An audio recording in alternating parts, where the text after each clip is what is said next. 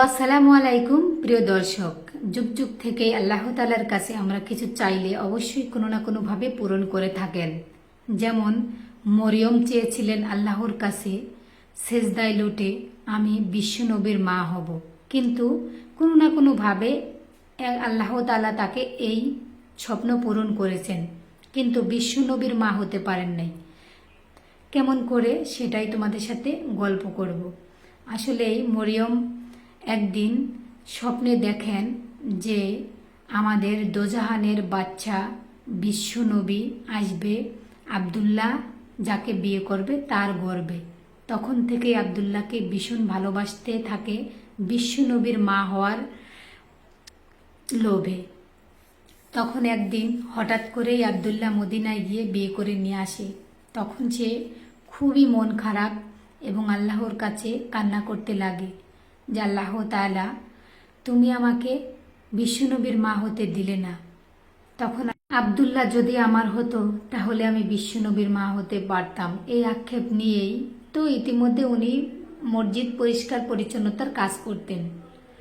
প্রতিদিনের মতো আজও সে পবিত্র হয়েই মসজিদ পরিষ্কার পরিচ্ছন্ন কাজ করতে গেলেন এবং তখনই ফুলবাগানের কিছু কাজ উনি শেষ করে একটা ফুলের গান নিলেন এবং রাতে স্বপ্নে দেখলেন আল্লাহ তাআলা নিজেই তাকে বলতেছে, মরিয়ম, তুমি কোনো পয়গাম্বরের মা হতে চেয়েছো, আমি তোমাকে ঈসা আলাইহিস সালামের মা বানাইলাম।